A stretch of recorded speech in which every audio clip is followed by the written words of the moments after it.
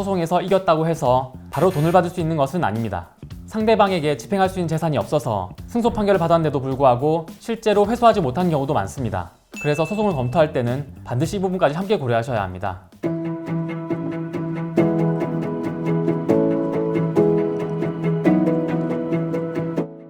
안녕하세요. 부동산 전문 변호사 나연호입니다.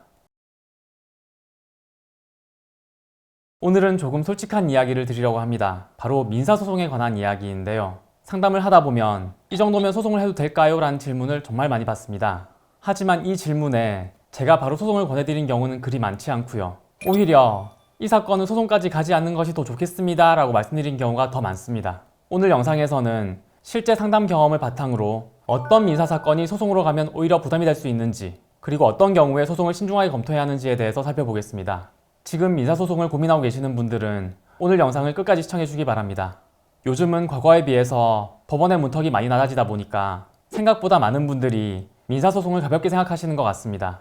단순하게 억울하니까 소송하면 되는 것 아닌가, 이길 수 있을 것 같은데 그냥 진행하면 되는 것 아닌가 라고 생각하시는 경우가 많은데요. 하지만 실제로 소송을 진행해보면 결코 가볍게 생각할 절차가 아닙니다. 일단 기간 면에서 보면 1심 기준으로도 짧게는 6개월, 길게는 1년 이상 걸린 경우가 많습니다. 사안이 단순하면 비교적 빨리 끝나기도 하지만 쟁점이 복잡하거나 다툼이 많은 경우에는 그 이상으로 길어지기도 합니다.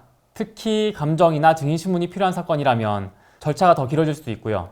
1심 이후 항소까지 이어지게 되면 전체 기간은 훨씬 더 늘어나게 됩니다. 비용 면에서도 다양한 항목이 발생하는데요. 일단 소송을 시작할 때 기본적으로 인지대와 송달료가 들어가고, 감정이 필요한 사항이라면 감정 비용이 추가됩니다. 그리고 변호사를 선임한 경우에는 변호사 비용도 고려해야 합니다. 최악의 경우에 소송에서 전부 패소를 하게 되면 상대방이 지출한 소송 비용과 변호사 보수 전액을 물어줘야 하는 상황이 생길 수도 있습니다. 사건의 성격과 소송 가액에 따라 차이는 있지만 단순히 소송 한번 해보자 라는 마음으로 가볍게 접근하기에는 부담이 되는 경우가 많습니다. 이렇게 민사소송은 시간과 비용 면에서 상당한 부담이 있지만 그것보다 더 중요한 것은 정신적인 부담이 굉장히 크다는 점입니다.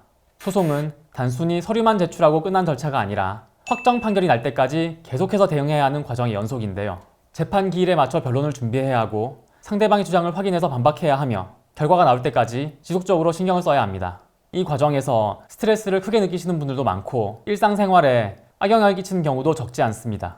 특히 소송 상대방이 가까운 지인이나 가족인 경우에는 법적 다툼을 넘어서 감정적인 갈등이 계속 이어진 경우가 많기 때문에 심리적인 부담은 더 커질 수밖에 없습니다. 그리고 많이들 오해하시는 부분이 하나 있는데요. 민사소송에서 이겼다고 해서 바로 돈을 받을 수 있는 것은 아닙니다. 상대방에게 집행할 수 있는 재산이 없어서 승소 판결을 받았는데도 불구하고 실제로 회수하지 못한 경우도 많습니다.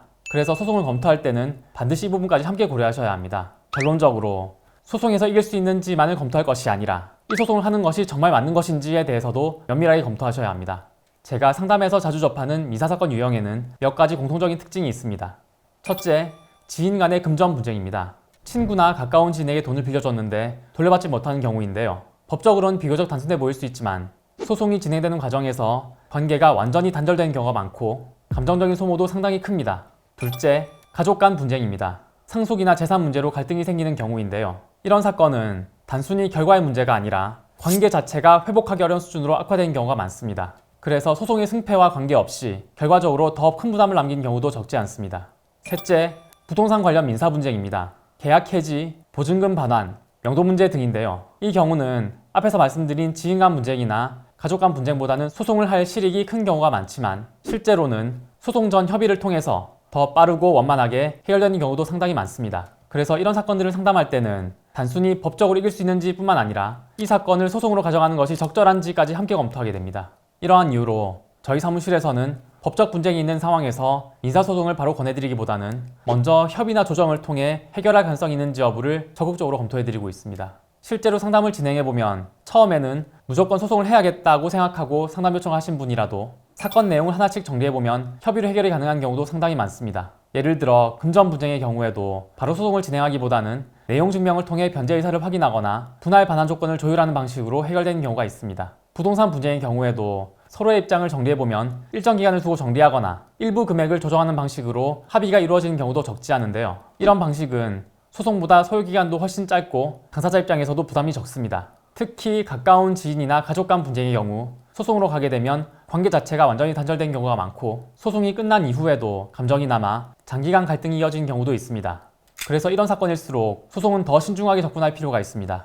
저희 사무실에서는 민사사건 상담 시에 의뢰인께 소송 절차와 진행 방식에 대해서는 충분히 설명드리되 소송을 제기하기 전에 협의나 조정을 먼저 시도해 보시라고 권해드리고 있고요. 실제로도 저희가 방향을 조금만 잡아드리면 소송까지 가지 않고 해결되는 사례가 상당히 많습니다. 다만 모든 사건에서 소송을 피할 수 있는 것은 아닙니다. 상대방이 전혀 협의에 응하지 않거나 금액이 크고 손해가 명확한 경우, 법적으로 다툴 필요성이 분명한 경우라면 소송을 통해 해결하는 것이 필요합니다. 예를 들어 반복적으로 변제를 약속하고도 이행하지 않는 경우, 또는 명백한 계약 위반이 발생했는데도 상대방이 책임을 인정하지 않는 경우에는 협의만으로 해결이 어렵습니다.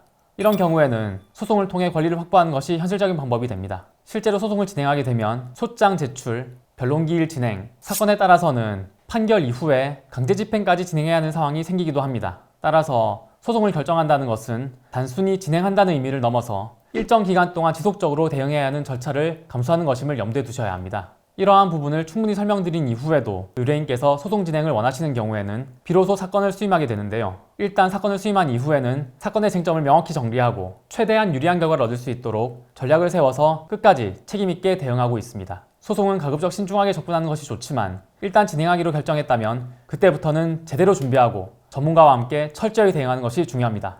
민사소송은 단순히 이길 수 있는지의 문제가 아니라 이 방법이 정말 최선인지에 대한 판단이 먼저 필요한 영역입니다. 소송은 분쟁 해결의 한 방법이지만 실무적으로는 최후의 수단에 가깝다고 보시는 것이 맞습니다. 특히 처음 소송을 경험하시는 분들은 예상보다 큰 스트레스를 겪는 경우가 많고 소송 과정에서 건강을 해치는 경우도 적지 않기 때문에 시작하기 전에 충분한 검토가 필요합니다. 현재 분쟁 상황에서 소송을 해야 할지 다른 해결 방법이 있는지 고민이 되신다면 가장 좋은 방법은 최대한 빨리 관련 자료를 모두 지참해서 전문 변호사의 상담을 받아보시는 것입니다. 물론 상담료는 지불하셔야 되겠지만 제가 아는 한 대부분의 변호사님들은 자신에게 도움을 요청한 의뢰인들에게 최선을 다해서 답변하시기 때문에 적어도 상담료가 아까워서 변호사 상담을 고민하실 필요는 없다고 자신 있게 말씀드릴 수 있습니다. 저희 사무실에서도 사건의 상황을 함께 검토하면서 의뢰인에게 가장 합리적이고 현실적인 방향을 안내해드리고 있으니까요. 도움이 필요하신 분들은 주저하지 말고 연락 주시기 바랍니다.